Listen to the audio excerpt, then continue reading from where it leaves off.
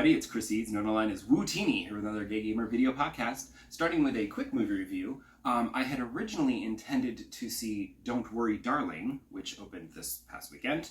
However, because it looked interesting and I liked the visuals in the trailer and everything, but then I saw mixed reviews and it's like, and there was something else coming out that I felt was more important to see in a theater, and that is the re-release of Avatar, so that I could see it in IMAX 3D, which back in the day, I just saw it in regular 3D. So I was like, let me see this remastered version of the movie in IMAX 3D. Of course, I couldn't go to, I keep meaning to go to the Lincoln Center IMAX theater because that's like the biggest IMAX screen. It's like going to the drive-in and sitting in the front row. And they weren't playing it at 42nd Street, which is, I think, the second biggest IMAX screen. So I ended up at 34th Street, which is not that big of a screen anyway, but whatever. It's still technically IMAX with the nice crisp, clear picture and sound, so it looked great. Because I actually liked the movie. Yes, the story is simplistic, the dialogue is awkward. Unobtainium, come on. And then there's the whole white savior trope thing, but the visuals are just so stunning. And then especially if you're seeing it on a big screen in 3D, it's just so immersive, and Pandora is just gorgeous, and it's just spectacular, and especially in 3D. So I was very excited to go to the theater and see that again. And then at the end, there was a trailer, well, not a trailer, there was a little scene from the sequel, Avatar: The Way of Water, which is out, I think, at Christmas time. I don't know why they put this out in September. You'd think they would re-release Avatar like in November at like Thanksgiving to get people hyped up for the new one. But I suppose there's not a whole lot of releases right now, and they could get more real estate in theaters so they could take over the IMAX screens because, there's no other IMAX movies out right now. So whatever, I'm excited for the sequel, and I will be seeing that in IMAX 3D. I should probably see if I could get my tickets in advance so I could see it in Lincoln Center and have it be like, really awesome. But we'll see. That's December. Anything could happen between now and then. As for games, as promised, I did finish the Siege of Paris DLC for Assassin's Creed Valhalla. It was just I just had to go and take care of King Charles. And I had read that letting him live was actually the good ending, and if you kill him, you get the bad ending. And I was like, but I was like, okay, I'll see if I can let him live. If it's not too complicated, fine. But if it turns out to be a pain in the ass, I'm just gonna kill him because it's easier, and I'm just lazy and I can't be bothered. So it turned out it was fine. I was able to trap him in the room, and it was fine. So Count Odo was a little upset that I let Charles live, but F you, Count Odo, because you were kind of a dick to me the whole time. The Queen, who asked me to please not kill her husband, because he's not a bad man, he's just, mentally disturbed, and she promised to take care of him, so I'm like, fine. And you get you just get a different cutscene. It doesn't actually affect the game, because the game is, at this point, over, so whatever. But the Queen was the only one who was actually nice to me throughout this whole storyline, so I was happy to let her have her husband back, as long as she keeps him from going crazy again. And then I didn't want to go back to England yet, because you go back to England, that finishes the actual story, because then you talk to Randy, and then you get your trophy for finishing the DLC storyline. But I was like, let me just see what the other trophies are, if I can get any of them. And there was one where you've collected over the course of the story and collecting all the treasures and stuff. I've collected all the pieces of the Reaper armor set. So all you have to do is wear the Reaper armor set and kill somebody with a scythe. And then you get the Don't Fear the Reaper challenge trophy. So I was like, great, done. That was super easy. Then back at camp, I wrapped up the story, and then I was like, let me try that stupid tattoo one more time. And when I went to try that tattoo that keeps glitching up for me, I keep hoping, well, maybe there was an update, now it's not bugged anymore. When I approached it, it actually went in the other direction, because when it goes this way, it gets stuck in a tree, and then I can't get the tattoo. But it went to the right, and it went through the tree, and I was like, oh, So I went in the opposite direction. I didn't know they could do that, but it went in the opposite direction and it completed the circuit. So I was able to get that tattoo. And I was like, sweet. So then I was like, well, there's literally one tattoo left and it's in Paris. So I went to Paris and I did that course, simple, easy, no problem, got that tattoo. And because I hadn't bothered because I didn't think I could get that one at the camp because it's bugged, but then it went the other way and that wasn't bugged, so yay. So I was able to get the final tattoo and I got the trophy for completing all the areas in Paris, which was like, yay! Because I couldn't do that in the main game, because the main game, there was just too much. And there were some of the tattoos were too hard.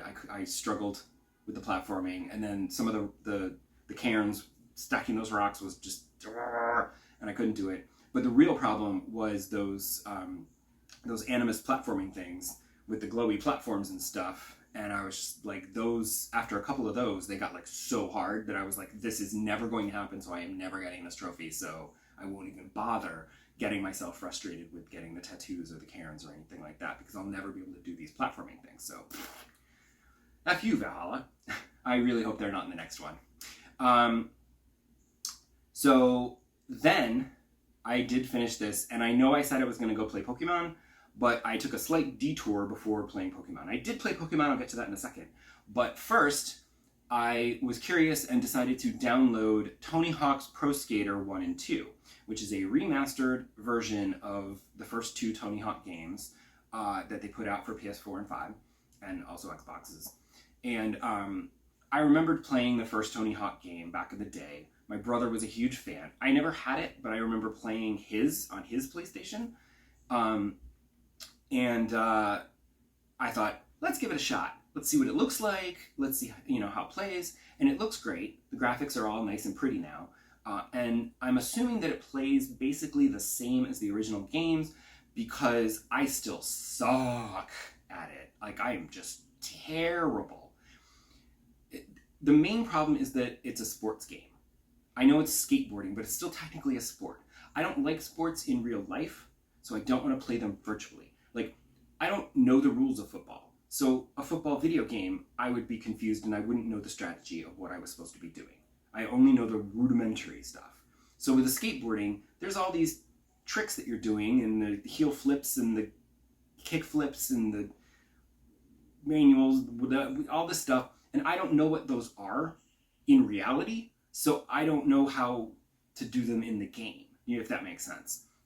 And then also, it's like a fighting game where you're supposed to string together all these button presses and combos and everything, and I suck at that because my timing is always off and I can't string anything together. I barely made it out of the tutorial section because I couldn't pull off manuals because I just didn't know what I was doing, and I was like, I don't understand this, and I'm pressing the button, and I eventually just button mashed my way through it. And then it's also a platformer, which I am not very good at. Like, I finally got enough points to unlock the third level, which was the abandoned shopping mall, and they're showing all the stuff in there that you're supposed to do, like the skate letters and the secret tape and the robots and whatever.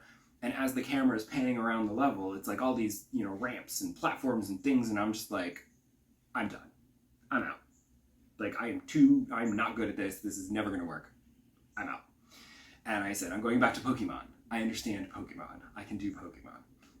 Except when I went back to Pokemon Legends Arceus, it turns out that I was at another boss battle, and it was another one of the frenzied Pokemon nobles, and I was like, oof, and it was rough because he kept hitting me with all his ice attacks, and one attack in particular I just kept getting beamed by, and it would just knock me out like before I could do any real damage to him.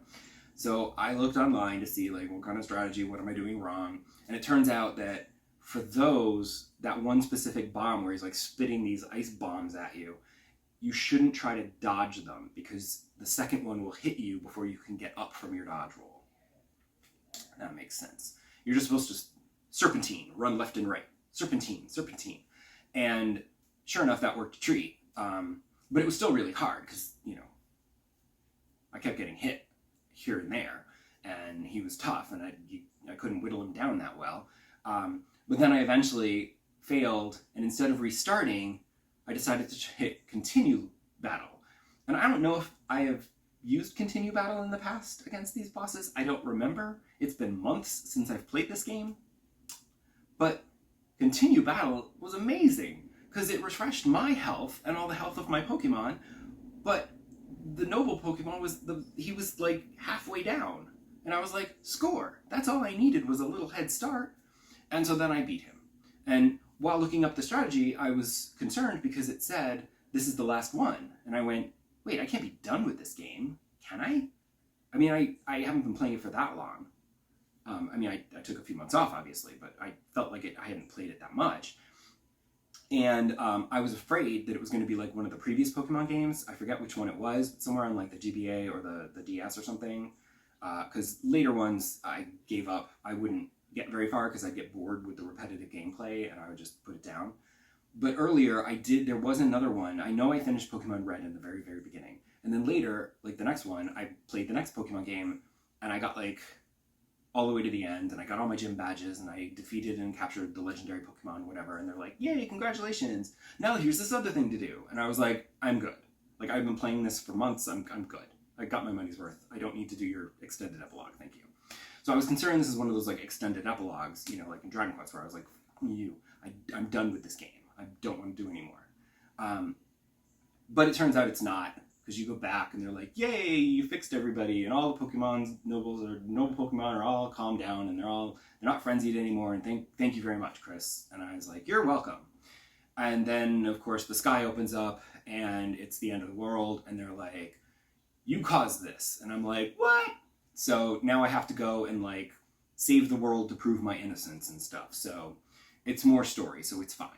So come back next episode and I'll hopefully have made more progress in Pokemon and not have tried picking something else up to distract myself further because I really should try to finish Pokemon. Bye!